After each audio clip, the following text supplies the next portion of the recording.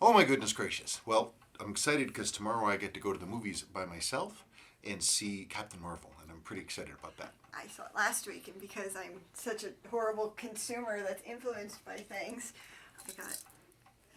We went to Target to buy family things with all the kids, and Sabrina just vanishes. She's gone. Like, I'm with the kids, and I have no idea where she is now. I was getting toys. See? And actually, my favorite one is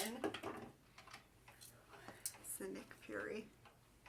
I think it's so funny. Weren't these the last of each of Yeah, them? there was only the last of each of them. I collect these, the Marvel's Legends, but I'll only get them if they're in the store. I will not, because it's a rabbit hole to fall down if you start buying them online. Yeah, like I get Sebastian loves the Cars movies, and so he has a ton of the Cars, but like there's a lot that are really rare and they're hard to find. But if I bought everything online, I could have it all, and we'd spend a ton of money. But the challenge is finding it in the store. I'm really annoyed because I saw a Sir Miles Axelrod in Target years ago, and I saw it one time. I've never seen it since, and it's very annoying. They're for Sebastian. They're for Sebastian. They're in his room. Happy Friday. Happy Friday. Anyway, I liked Captain Marvel. Don't listen to the haters online that say it's the worst movie ever. It's a Marvel movie, and if you don't care about whatever people care about, that I don't know, whatever. Does it have an agenda? No, there's no agenda. It's a Marvel movie. No agenda. It's just a superhero movie. Okay, let's do this and not get too into me talking about Marvel things. I'm ready. Are you sure? Okay. From A. Fekri. Thanks for the reply. I have another question. Recently got a Seiko 70165010 Monaco gray dial with blue subdial, but the chronograph seconds and subdial function won't read. He's fighting with the famous light. What, this light doesn't... Oh, I'm turning the wrong thing.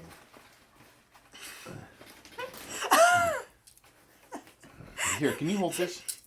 It fell over. Well, it was reflecting off my glasses, which was really annoying.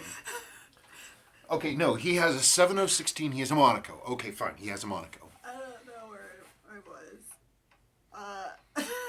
The chronograph seconds and subdial functions won't reset to 0. Can this be fixed with a service? The dial has a spot that can't be fixed, and the hands seem to have lost their lume over the years. Any idea where I can source an NOS dial and hands? Thank you. I'll start with the last question first. NOS dial and hands don't exist. Period. Forget that. So you know the entire world. I've never... Wait. I haven't seen a new old stock Monaco dial for... Oh, God, it's been years.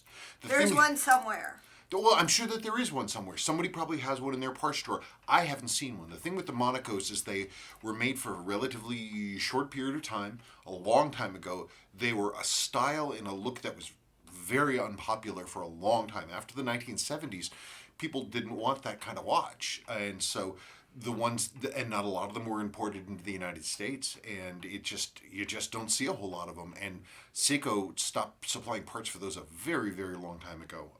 So you want to try to always buy the best example that you can. The problem is a lot of the Monacos that are coming around now were exported to, Asia, Southeast Asia, Pacific Rim, that kind of thing, and they tended to be in hot environments, wet environments, and they suffered as a result. So you want to try to find the best condition original that you possibly can. As for the subdial hands, do they move at all? Do they do anything? Do they reset at all? In any way, does anything happen to them? Do they indicate time passing or not? They're two separate things. I mean, they are connected. One is on top of the other, and they are connected, but the one hand is up above the main plate, and the other wheel is down below. And so they're connected, but maybe the binding up is somewhere where those two things are sitting together. Moisture gets in and rusts right there. It could stop them both dead. But without seeing it, it's impossible to know. I have smashing pumpkins in my head. It's really annoying. Sorry. Okay. That's Sorry. okay. That's okay. The world is a vampire. Anyway, from RG, hi Sabrina and Spencer, thanks for your answer last week. 5 new questions for your next Friday Let's take them video. one at a time. 1. What's your favorite Seiko diver watch movement and why? Probably, I'd have to say, probably the current 8L35. For the main reason that it's high beat, which is nice. It's a modern movement, which is good. Seiko has done pretty well with it. It's reliable. It's not any particularly tougher to service, even though it's got an unusual 3-tang nut thing to screw down the oscillating weight. I don't know. I just think generally they're a good movement. I would say, some of the older movements like the, 6105 is really cool. 6159 is really cool, but each one has their own like sort of Achilles heel. And I always worry about 6105s wearing them because like replacement parts you just can't get. And 6159s, they're fantastic. They're wonderful unless you get any kind of tweak in the hairspring, and then you have all kinds of amplitude problems, and it can get kind of nightmarish. So honestly, right now, 8L35, the only thing I don't like about them is the stack height and how thick the watches end up being. That's it. Hi. Oh wait, but he said Seiko dive movement, right? Mm-hmm. Okay, that's fine. 2. Which later Seiko model's bezel insert will fit a 6105? Well, the 6309 divers. The thing with the 6105 insert is that they're thinner. They're thinner. So Seiko in the 6309s, sometimes they used those thinner inserts as well as the thicker insert. But the thinner inserts, they have a metal shim underneath them, and if you have any one of those rotating rings that has that metal shim underneath it, that means it's a thin insert and it will go into a 6105. It's identical. Later than that, I had somebody ask me recently whether an SKX will fit into a 6309 rotating ring, and I have no idea. I don't know. I'd have to pull one out and see. But I know for a fact the 6309 and 75481 ones do if they've got that metal shim. 3. I've got a seemingly Franken 6105 8000 something from July 1968. Super worn case back, can't read anything but the serial number. It has resist dial and a short sweep hand, both original to 6105, unlike the hour minute hands from the 6139 and AM bezel insert. What is certainly or possibly wrong here? Besides the aftermarket bezel insert? Best case scenario, the dial and handset are later service replacements, because we do see that. You see those 6139 handsets being used as service replacements later on, like late 70s and early 80s. That's what Seiko did. And they would use the short sweeps, and they would use those hands. Obviously, the insert is wrong. July 68 is actually kind of rare. I don't see them very often. I see a ton of April.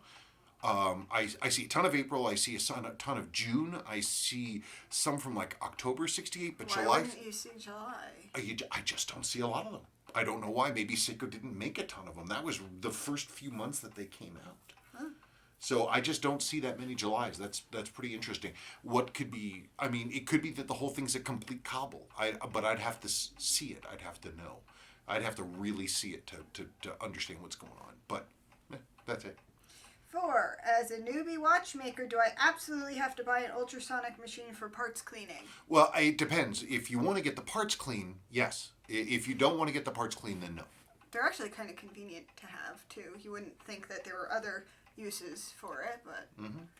Well, he's probably talking about the big multi-stage ultrasonics. They're expensive. Not the Target ones? Yeah. Not Target, Amazon. Yeah, look for one of the older Bulova made Watchmaster ones. Is that like what you have? That's what I have. Don't buy the one from a certain year or it'll set your house on fire. Yeah, don't buy the early ones that have tube stuff, because they can't be repaired and they can also literally catch on fire.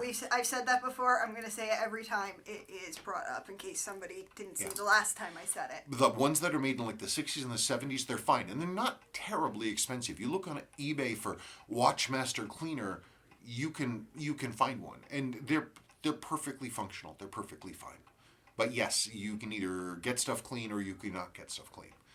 Whereas David Sedaris says you can either have a clean floor or you can use a mop.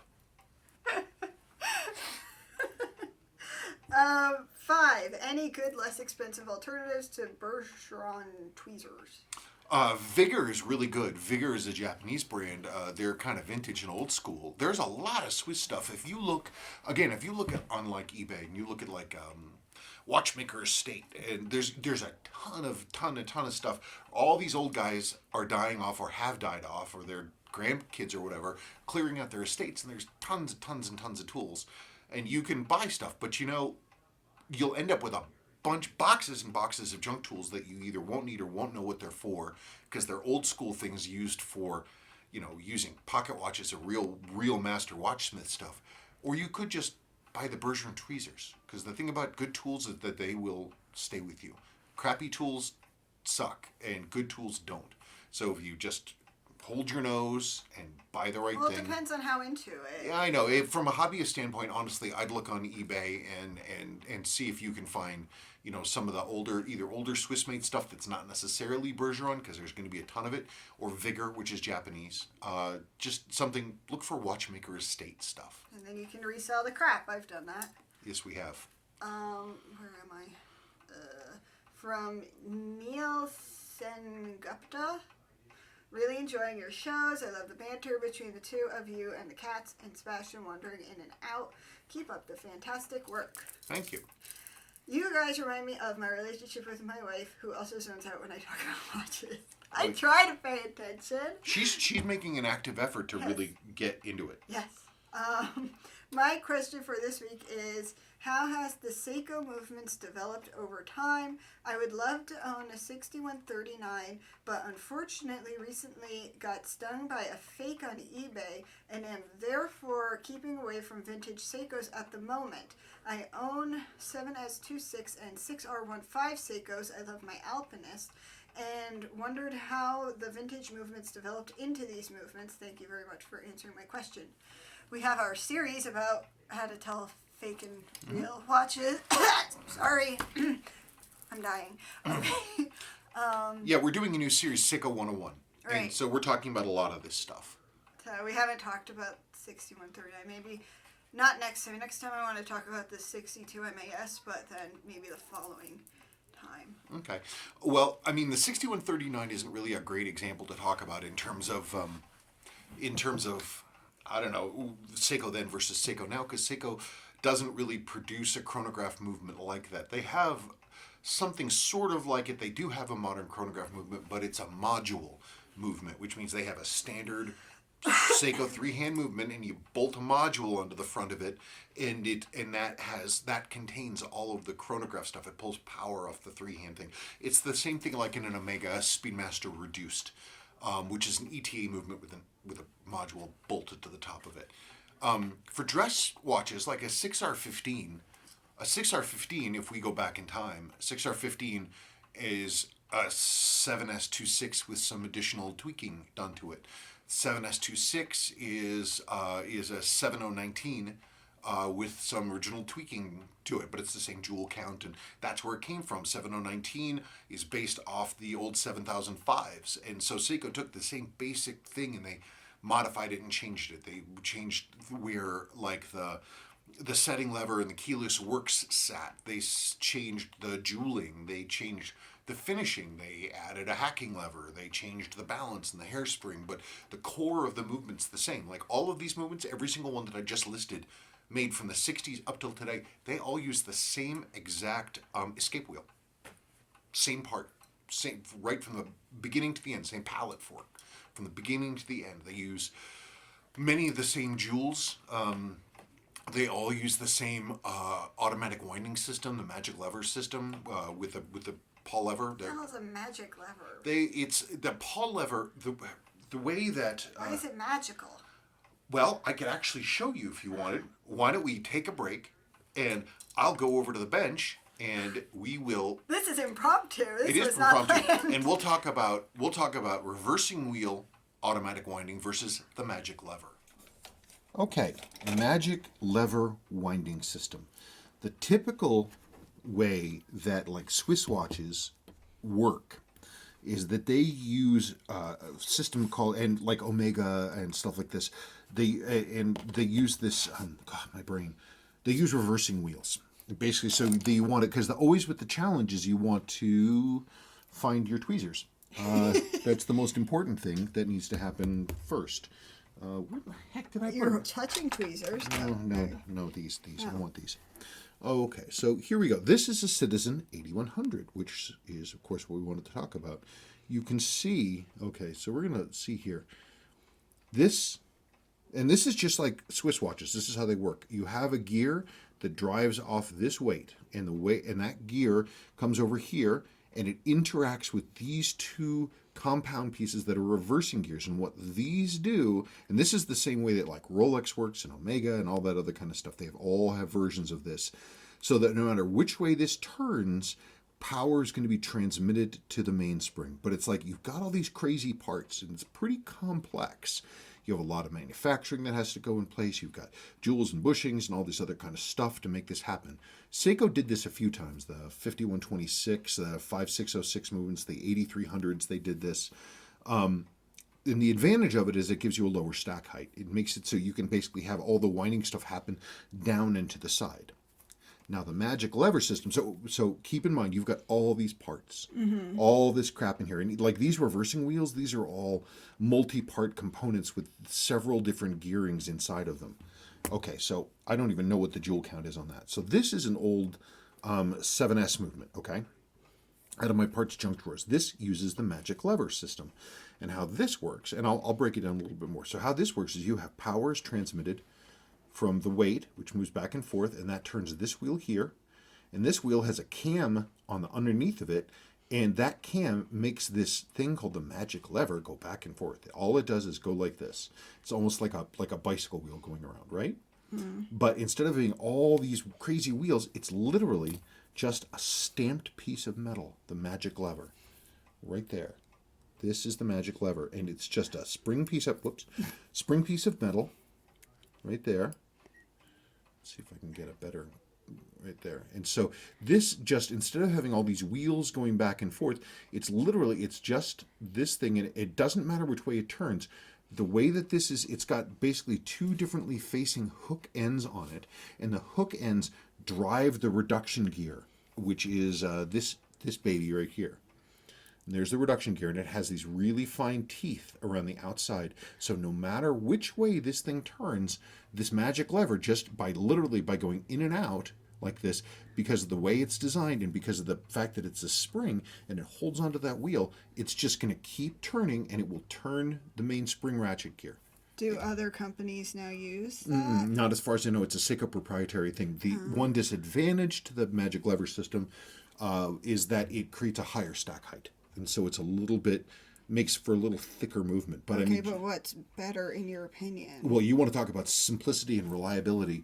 Like, I have, like ETA, like the older ETA movements, Swiss movements, like my Arley diver.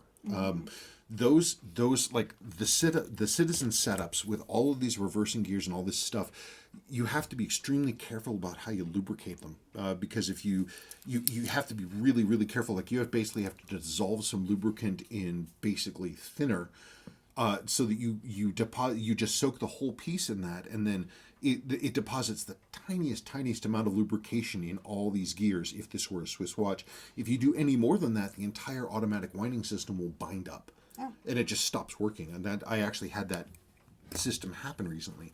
Whereas the magic lever winding system, man, these things will work and work and work and work. Filthy, disgusting, dirty, beaten movements. That's why when a Seiko comes in, you're like, look, it's going. Yeah, because they always run, because they have this simplicity. There's strength in simplicity. And so that's how that works. And that's how that works. That's how that goes.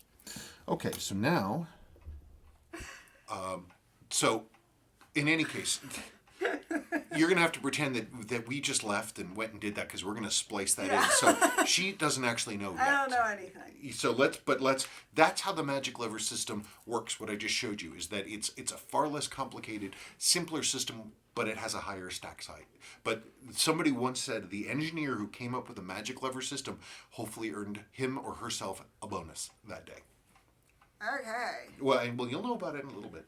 Ooh, it's exciting. From Logan M, should I get the XKX007 or the SRP775? I am partial to the 007. It was the first watch that I actually noticed. Mm-hmm. I brought it home. I was on a business trip out to the Western Slope, and I bought my very first 007. Western Slope means over the mountains. Over the mountains, over McGrand Junction, and over the Rockies. And it's instantly visually grabbing. It's an amazing watch, and it's a pure watch, and it's not a throwback. It's not a homage. What is that? I think it's homage. Is it homage? It's not homage. It's itself. An SKX007 is an SKX007. It's nothing except an SKX007. And I think that they're beyond a future classic. I think that they're an amazing watch that is basically just a perfect watch. And if anybody wants to correct how we pronounce that, go nuts. Please. From Armando Marcial Alonso. Hello, Mr. Spencer. Any experience with the Citizen 8110A? We're also going to talk about this at the bench because I happen to own exactly one. This is out of my parts drawers, my unrestored watch drawers. This is a Citizen 8100.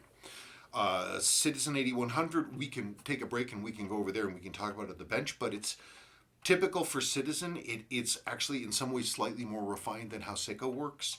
And it's got a few extra bells and whistles, but we're going to take a break and we are going to go over. We're going to do a break now? We're going to do a break right now. Okay, this is about the Citizen 8100 movement. Here, just in terms of size, here are some representative watches. This is one of the smaller Seiko chronographs that's roughly the same size as this, but most people don't really know this model. This is a standard 60. My watch? But people don't really know that one. People do know this one. Fine. I mean, you can show them that one if you really want. Well, here's my watch. I'll show it later too, but... There it is. And by the way, speaking of the other thing we were talking about later on in this video, the orange hands there, see, they're slightly different colors. Take a mental note. We talk about it later. We've spliced videos. We're going to be splicing this in. So that's the way it is normal. And there's the tomato red hands. Anyway... This is a Citizen's 8100. Right there. Unrestored. Keep in mind this is a completely unrestored watch. So it's on the smaller side, but they're visually, they're easy to see, and they're pretty neat. Typical for Citizen, they have a few more bells and whistles, like the Seiko stuff is all automatic only, whereas this is hand wind and automatic wind. They're set up, actually, they're a good movement. They're highly jeweled, 23 jewels, they automatic wind, they hand wind, they've got this whole reverser gear thing set up, which means the stack height is lower. They're good movements. Citizen in this time period made great movements. I mean, their stuff was really nice. A lot of it, of course, came from Seiko. They produced a number of movements from Seiko after Seiko themselves stopped making them. But this is, it's a good solid movement. I can't say a whole lot more about this specific movement. Oh, look, and it's got a super fine adjust on the balance too, which is always nice. They have a few tweaks in how they do stuff. Instead of having like the Dia shock setting, instead of being like the cup going around the pinion with a cap jewel on top of that, then with a triangular spring on top of that, the cap jewel is actually part of the spring itself. And I don't know if that's a plus or a minus, but obviously Citizen works pretty well because look, this is a completely unrestored beaten watch, and geez, it's running pretty well. Mm-hmm. The only other thing I don't know about these Citizens is I've always heard that the cases were base metal. I don't know that that's true. It says SSB. Does that mean stainless steel back? Because it doesn't say if this is base metal or not, or maybe they only mean this. I don't know. This one doesn't work and it needs restoration. If it were slightly larger, I would take the time and I would restore it. These are cool, but you don't see them too often.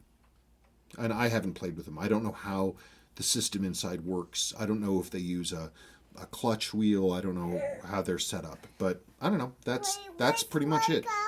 Like, I think everything from this era are decent. Oh, we have a visitor. Okay, so there. We magically went away and talked about the Citizen 8100. I know all about it. From James Duffy, when do you think the podcast will be up on iTunes? I have a few upcoming business trips to animated comic book conventions, and I need a bunch of podcasts for the flight and for chilling out on my breaks. This is all on me. It took me. I am not technically okay. I am mildly challenged, and it took me like 5 hours to, I'm not kidding, figure out how to put it on the website. And then I didn't understand the directions on Squarespace, something about an RSS feed, to put it on the iTunes store. And my brain wasn't working from dealing with that for 5 hours. And then I just haven't looked at it again. So we'll look at it this weekend after Captain Marvel. Right, and we can do more random podcasts. I mean, something that I suggested is that if Sabrina has some downtime or whatever, you can always come down and just check in with me while I'm working on something and say, what are you doing? Let's talk about what's going on. And we can literally just sit here and chat while I'm working. Oh, if people care. If people care. I mean, I've had people suggest that, and we certainly, there's no reason for us not to do it. We just put on this microphones, and while I'm working, we can chat. But like people, if they listen to the last one, you heard the dog going insane. I'm not going to like edit things out. I have other crap to do. The most I'll do is edit a video a little bit if it needs to be, but I don't know how to edit a podcast, and I don't care. So there. Next one, Aldo Ensign Waiterhook. SLA033 is unfortunately going to be too thick if it uses an 8L movement. By the way, what's the wait time for getting a watch in for service? Still a year or more? You can answer that. Yeah, I keep hoping to be able to dig out. I certainly have fewer jobs in than I did. I still have well over 100 jobs in-house. It's not just the work that I have to do in front of me, it's all the other stuff that comes with having so much more customer interaction because so many more people want to talk to us and interact with us. How many emails do I get a day? 20? Oh, minimum. Or I don't know. I'm not on the Minimum. computer all day. And then we do this, and then we do the podcast, and then we do this again. And we got kids coming and going, and we got school and all this other kind of stuff, and my productivity went down, and it still hasn't come back up, and I haven't brought in a new job in probably 8 months, and it's still like, until I get the point where I can see daylight at the end of like a 2-week work thing, I'm not going to bring in any work at all. It's too much. On the 8L, I've actually seen from Seiko's Instagram some pictures, and I'm going to put those up right here.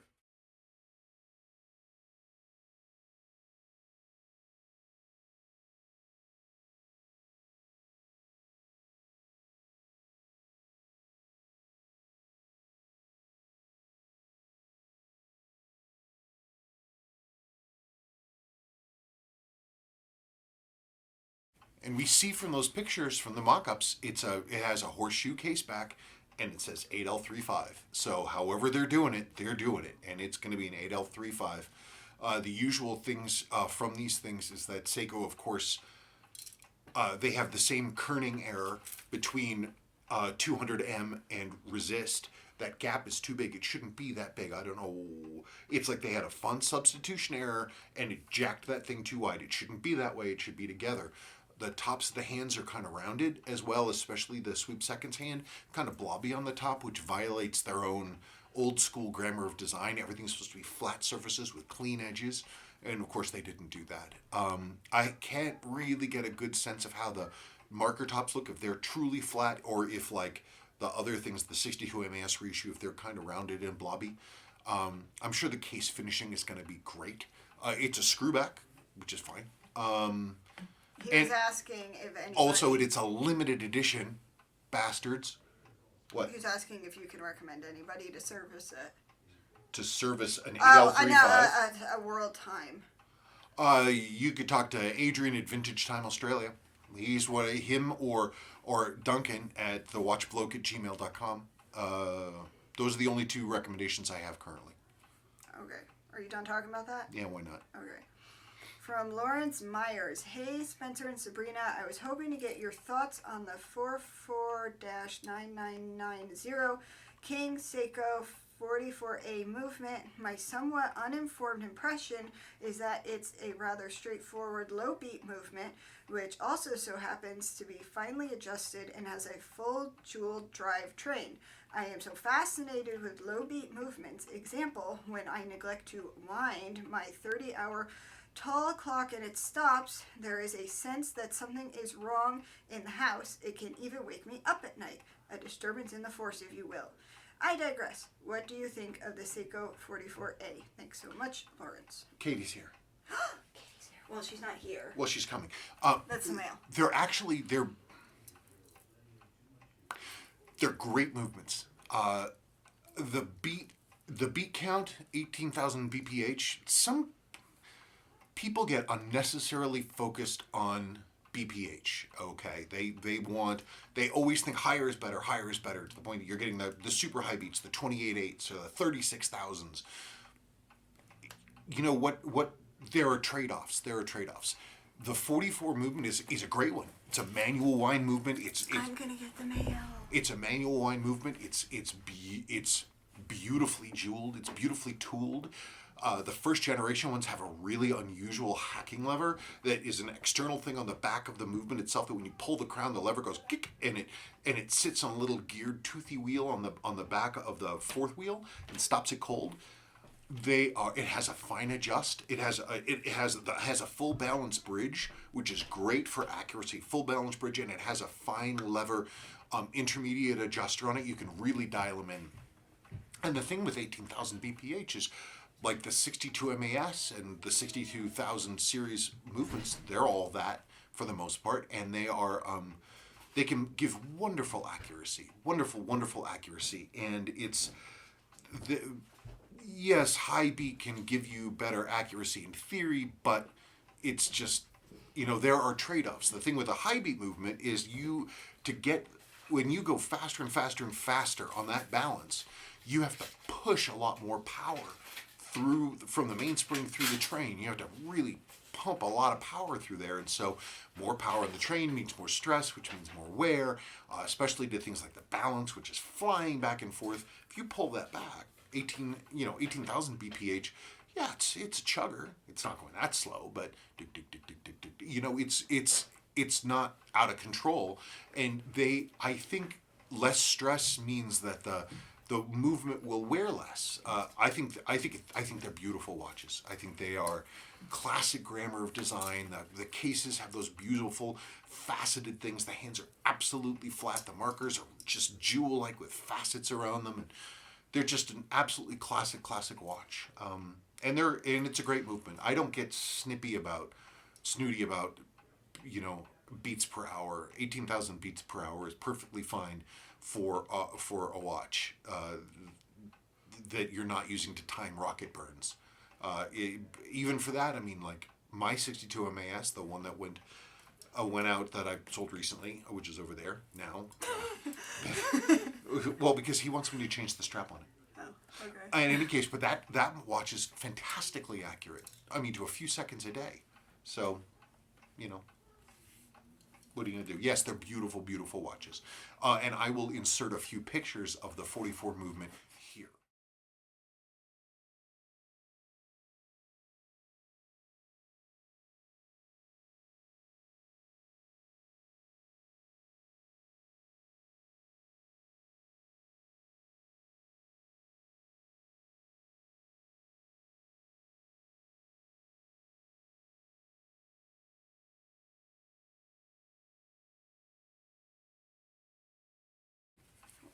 We're editing a lot of stuff in today. Yeah, whatever. I feel like the light's too bright. I'm sorry, everybody. I'm on my last question. From Todd Shuck. Hey, Spencer, can you address the problem determining the hand color of the various Seiko chronographs? For example, I have learned from your videos about the subtle differences of red coloring between, say, the early and later 6139s that were exported. But I was looking at what seems like an original 6139 6030 JDM version from 1970, and the hand color is a very bright orange, which I think is correct for that year. Yep. When you look at images online of the 6030, you can see multiple shades of orange that appear to me to be faded from the original color. Sometimes it's a lighter orange and sometimes it's even gone to yellow. Mm-hmm. That's exactly right. Is it true that they were all originally a bright orange? Yes. Were there other shades? No. Is there a guide that shows what color hands should go with a specific model and year of speed timer? Sounds like you just volunteered for that job. He has a... Oh gosh. Japan.